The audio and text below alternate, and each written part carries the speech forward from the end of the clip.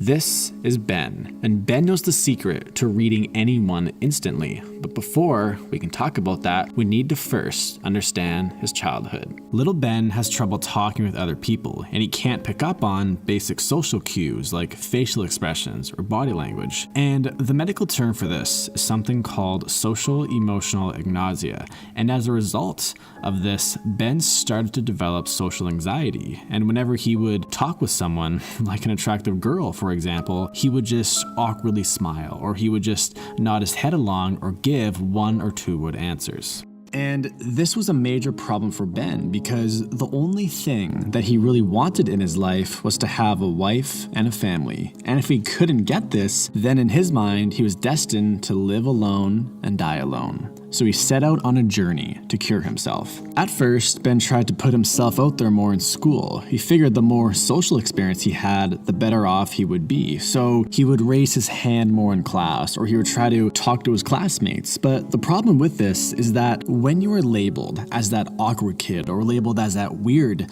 kid, most people just don't want anything to do with you. So most kids would just kind of ignore him. So Ben decided that he would attend events that were put on by other schools because nobody there knew him. But even at these events, when he would try to talk to other people, he still couldn't have a meaningful conversation with someone. He would totally be stuck in his head, and he would obsess over trying to read people, and he would overanalyze what they were saying and how they were saying it. And the kids would often call him weird or awkward. And over time, Ben started to dread all social interactions, and this caused him to go into a fairly deep depression, and he was very close to giving up on the dream of having a wife and a family. One morning, Ben woke up and discovered parts of his body that were suddenly paralyzed. And over the next few days, the paralysis spread, and he was soon diagnosed with a disease called polio. As he lay there in bed, he heard his mother in the other room discussing his case with the doctors that the family had called in. Assuming that Ben was asleep, one of the doctors told her that the boy will be dead by morning. And he could hear his mom crying in the other room. After the doctors left, his mother came into his room, clearly trying to disguise her grief, unaware that Ben had overheard the conversation. Ben asked his mother to move the mirror in his room so it would face the window, and if he began to lose consciousness, he would then focus on the sunset in the reflected mirror, holding on to this image as long as he could. The sun always returned, so maybe he would too. Within hours, he fell into a coma. Ben regained consciousness 3 days later.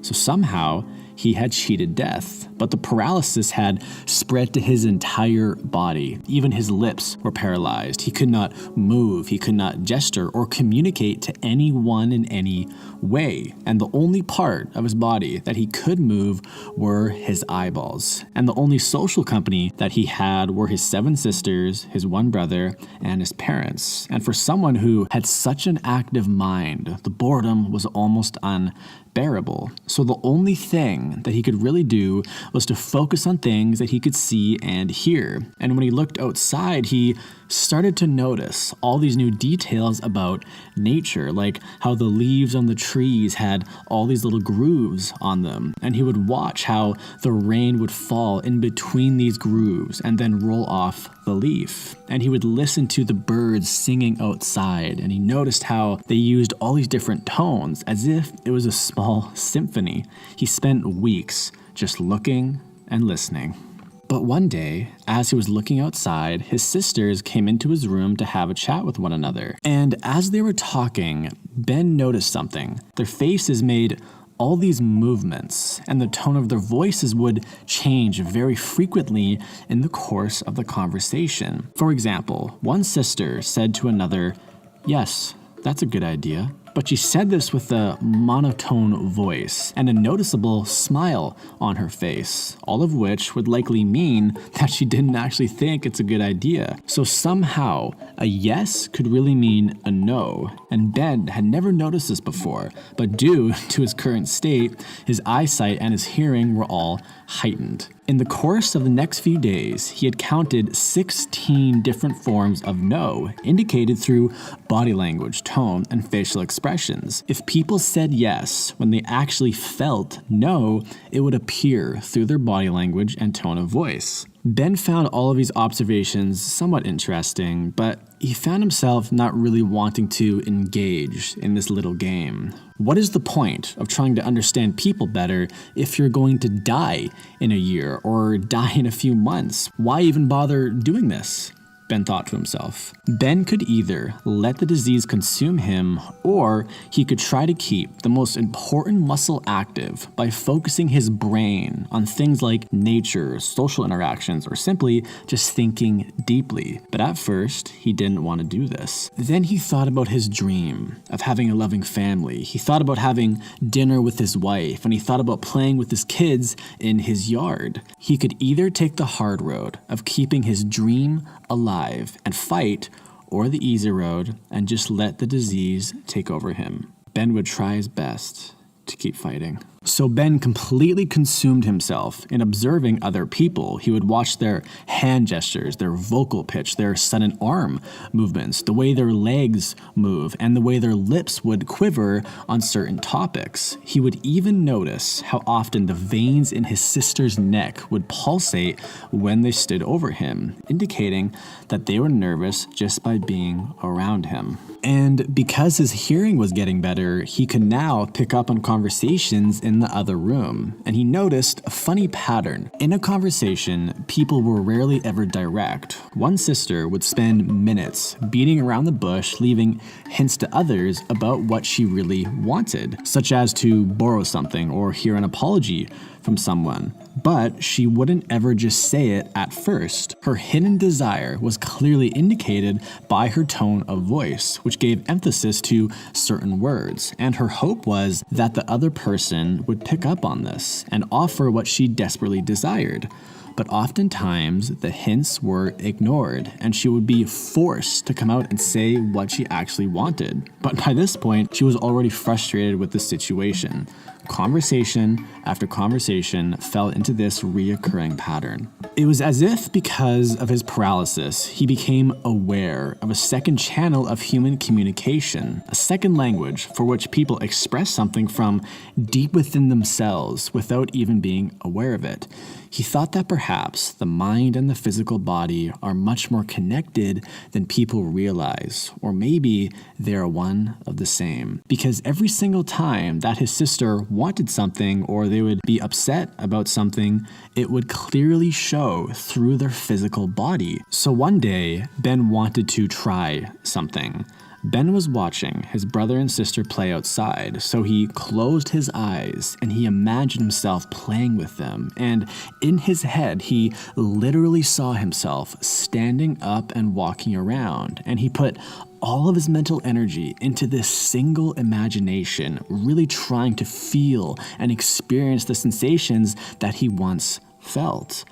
And for a brief second, he felt a twitch in his leg. And this was the first time that he had felt any movement in his body at all. And this simple twitch gave him hope. So he began to focus deeply into every single muscle in his leg, and he would remember the sensation he had in his body before the paralysis. And over time, he started to have success, and the slightest bit of movement would return to the muscle. After some more time, he even started to stand up and to take a few steps. And then later, he would walk around his room, then sit down. And then after some more time, he started to walk around outside, and he slowly just kept increasing the distance inch by inch. And over time, Ben became a functional walking adult, and he did this through the power of his mind. He realized through watching his family communicate that the mind does not operate differently from the body,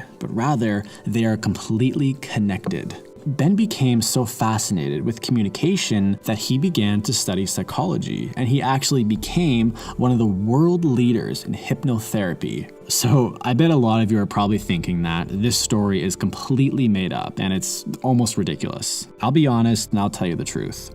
His name wasn't Ben. His name was Milton Hyland Erickson, and he was born on December 5th in 1901. And he really did catch a disease called polio, which paralyzed him. And through this experience, he did become strongly aware of the significance of nonverbal communication. And he really did become one of the world leaders in hypnotherapy.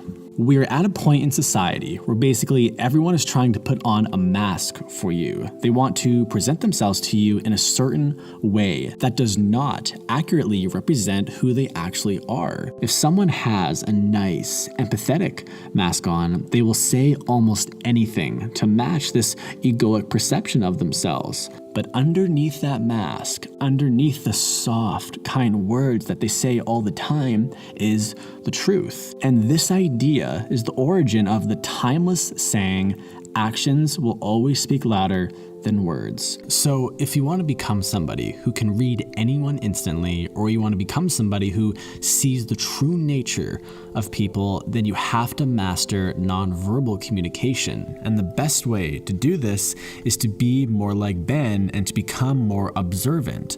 Listen for vocal pitches, watch for facial expressions, body language, see how people act when you bring up certain topics. And if you do this, I guarantee you will be able to read people. Check out my last video about the real truth about emotions.